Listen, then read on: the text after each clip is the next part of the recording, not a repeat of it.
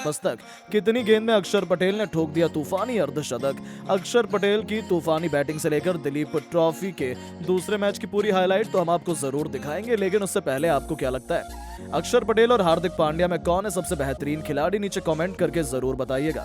दोस्तों, जहां Indian team के लिए इस समय इंटरनेशनल क्रिकेट पर ब्रेक लगा हुआ है, तो वहीं इसी बीच घरेलू क्रिकेट में दिलीप ट्रॉफी का धमाकेदार आगाज हो चुका है, जिसमें इंडियन क्रिकेट टीम के कई बड़े बड़े सितारों ने शिरकत की। आपको बता दें, दूसरा मुकाबला दिलीप ट्रॉफी का इंडिया सी और इंडिया डी के बीच अनंतपुर के रूरल डेवलपमेंट ट्रस्ट स्टेडियम में खेला गया। इस मुकाबले में इंडिया सी ने टॉस जीतकर पहले गेंदबाजी करने का फैसला किया और श्रेयस अय्यर की टीम इंडिया डी को पहले बल्लेबाजी करने के लिए आमंत्रित किया।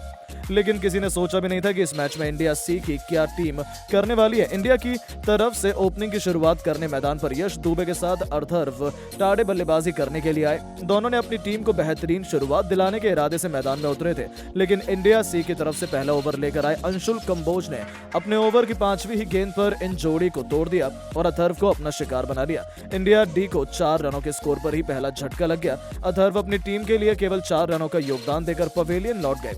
अब यश दुबे का साथ देने के लिए मैदान पर कप्तान श्रेयस अय्यर आ चुके थे। इन दोनों खिलाड़ियों के कंधों पर टीम की पूरी जिम्मेदारी थी। दोनों बल्लेबाज संभल कर बल्लेबाजी कर रहे थे, टीम के स्कोर को धीरे धीरे आगे बढ़ा रहे थे। लेकिन तभी इंडिया सी की तरफ से छठा ओवर लेकर आए विजय कुमार ने अपने ओवर की दूसरी गेंद पर श्रेयस अय्यर को अभिषेक पौरेल के हाथों कैच पकड़वाकर पवेलियन का रास्ता दिखा दिया और इंडिया डी को दूसरा झटका 23 रन के स्कोर पर लग गया। श्रेयस अय्यर टीम के लिए केवल 9 रनों का योगदान देकर पवेलियन के बाहर चले गए। लेकिन एक तरफ से यश दुबे मैदान पर टिके हुए थे, उनका साथ देने के लिए अब देवदत्त पडिक्कल आ चुके थे, लेकिन विकेट गिरने का सिलसिला थमा नहीं। विजय कुमार ने अपने ओवर की अंतिम गेंद पर देवदत्त को बिना खाता खोले पवेलियन भेज दिया और इंडिया सी की टीम मैच पूरी तरह से वापसी कर गई। 23 रनों के स्कोर पर इंडिया डी के 3 बल्लेबाज पवेलियन लौट गए। इंडिया डी की टीम मुश्किल घड़ी में नजर आ रही थी। अब मैदान पर यश दुबे का साथ देने के लिए सीकर भरत आ चुके थे। इन दोनों खिलाड़ियों के कंधों पर पूरी जिम्मेदारी टिकी हुई थी, लेकिन तभी 7वां ओवर लेकर आए अंशुल कंबोज ने अपने ओवर की पहली गेंद पर यश दुबे को पवेलियन का रास्ता दिखाकर श्रेयस अय्यर की टीम की कमर तोड़ दी। केवल 23 रनों के स्कोर पर 4 बल्लेबाज पवेलियन लौट गए।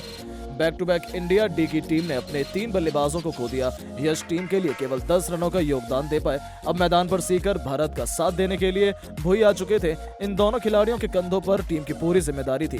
धीरे धीरे टीम के स्कोर को आगे बढ़ा रहे थे, लेकिन कुछ खास नहीं कर सके। 11वें ओवर की 5वीं गेंद पर भूमि ने भी अपना विकेट हिमांशु चौहान को दे दिया और टीम के 5 बल्लेबाज केवल 34 रनों के स्कोर पर ही पवेलियन लौट गए। सीकर भारत का साथ देने के लिए अब अक्षर पटेल आ चुके थे। इन दोनों खिलाड़ियों के कंधों पर पूरी जिम्मेदारी टिकी हुई थी।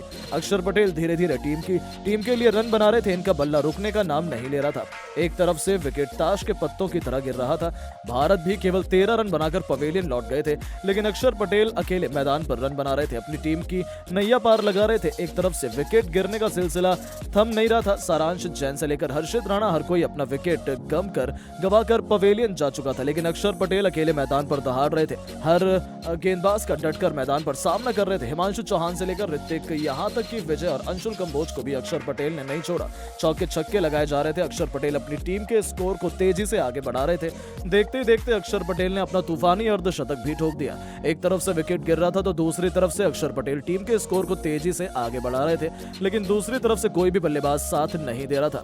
अर्शदीप सिंह के साथ मिलकर अक्षर पटेल ने टीम के स्कोर को तेजी से आगे बढ़ाया, लेकिन अर्शदीप सिंह भी केवल 13 रन बनाकर पवेलियन लौट गए। वहीं आदित्य ठाकरे भी बिना खाता खोले पवेलियन लौट गए, जिसके कारण अक्षर पटेल केवल 86 रनों का योगदान दे पाए और इंडिया डी की टीम 48.3 ओवर में 164 रनों के स्कोर पर ऑल आउट हो गई और इंडिया सी के सामने छोटा सा ट्रायल दे सकी। इस लक्ष्य का पीछा करने उतरी इंडिया सी। हर किसी को ऋतुराज गायकवाड़ और साई सुदर्शन से काफी उम्मीद थी। ये दोनों बल्लेबाज अपनी टीम के लिए ओपनिंग की शुरुआत करने मैदान पर आए, लेकिन किसी को अंदाजा भी नहीं था कि इंडिया डी की टीम भी पलटवार करने में पीछे हटेगी। गायकवाड़ और सुदर्शन अपनी टीम को बेहतरीन शुरुआत देने की पूरी कोशिश कर रहे थे। धीरे धीरे टीम के स्कोर को आगे बढ़ा रहे थे, लेकिन तभी 5वां ओवर लेकर आए हर्षित राणा ने अपने ओवर की अंतिम गेंद पर साई सुदर्शन को पवेलियन का रास्ता दिखाकर अपनी टीम को पहली सफलता दिला दी। सुदर्शन टीम के लिए 7 रन बनाकर पवेलियन लौट गए, लेकिन कप्तान ऋतुराज गायकवाड़ मैदान पर टिके हुए थे। उनका साथ देने के लिए आर्यन जोयल आ चुके थे। ये दोनों बल्लेबाज भी टीम को संभालने की पूरी कोशिश कर रहे थे, लेकिन तभी एक बार फिर हर्षित राणा का तूफान आया और इस बार उन्होंने ऋतुराज गायकवाड़ को भी पवेलियन का रास्ता दिखा दिया। 14 रनों के भीतर इंडिया सी के भी 2 बल्लेबाज पवेलियन लौट गए। इंडिया सी भी मुश्किल घड़ी में नजर आने लगी। उनके बल्लेबाजों को रन बनाना काफी मुश्किल हो रहा था। आर्यन और रजत पाटीदार मैदान पर खेल रहे थे, लेकिन खतरनाक गेंदबाजी के आगे इंडिया सी के भी बल्लेबाज घुटने टेक रहे थे।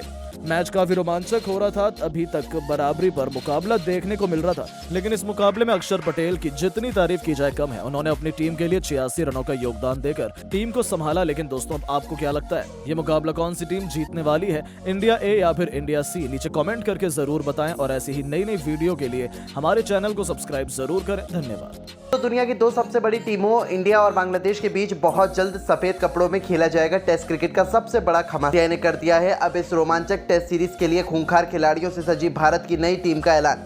तो आखिरकार कब और कहां खेले जाने वाला है इंडिया और बांग्लादेश के बीच सांस रोक देने वाला पहला टेस्ट मैच?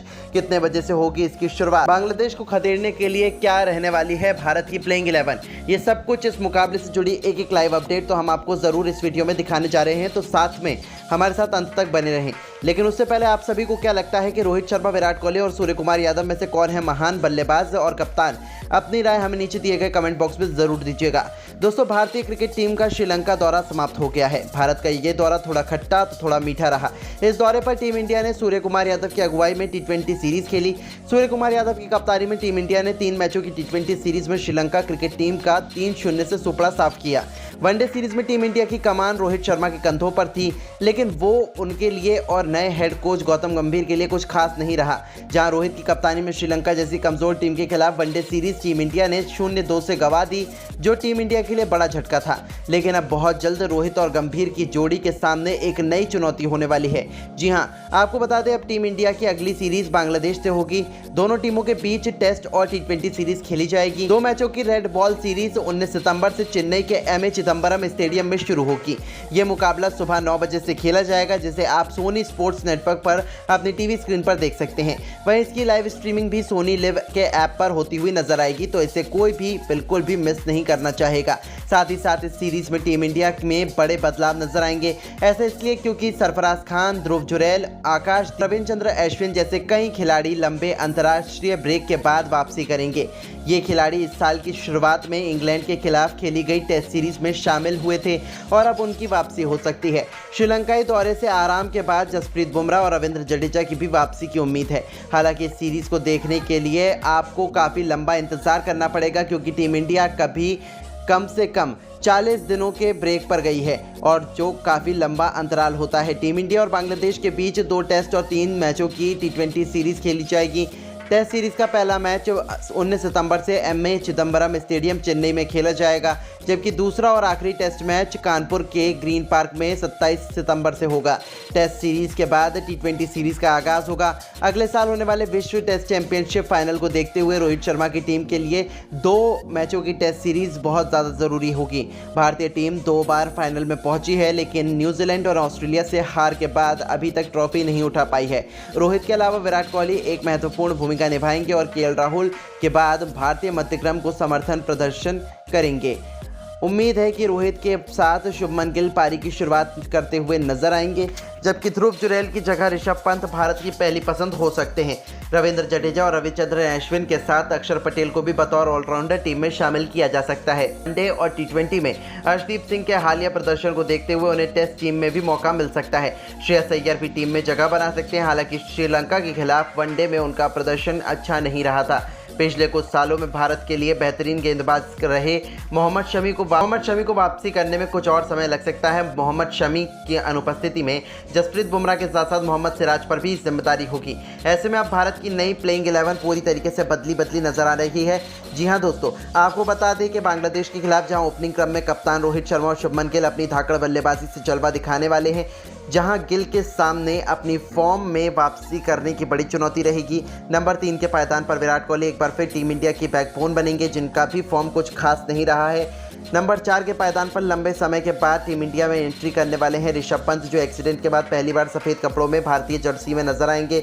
ऐसे में देखना दिलचस्प होगा कि लंबे फॉर्मेट में वो किस तरीके से परफॉर्मेंस दे पाते हैं। नंबर 5 के पायदान पर श्रेयस अय्यर और KL राहुल में टीम में अपनी जगह बनाने की बहस हो सकती है, लेकिन जहां तक की है श्रेयस अय्यर को उनकी हालिया परफॉर्मेंस को देखते हुए राहुल से बेहतर तवज्जो दी जा सकती है। तो नंबर 6 के पायदान पर सरफराज खान के बल्ले का जादू हमें देखने को मिलेगा। ऑलराउंड डिपार्टमेंट में से 7, 8 और 9 नंबर के पायदान पर 3 खतरनाक ऑलराउंडर अक्षर पटेल, रविचंद्र अश्विन और रविंद्र जडेजा लंबे समय के बाद एक साथ खेलते हुए नजर आएंगे, जहां ये तीनों अपने कातिलाना गेंदबाजी से, अपने विस्फोटक बल्लेबाजी से अकेले ही बांग्लादेश को तबाह और बर्बाद करने का दम रखते हैं। तो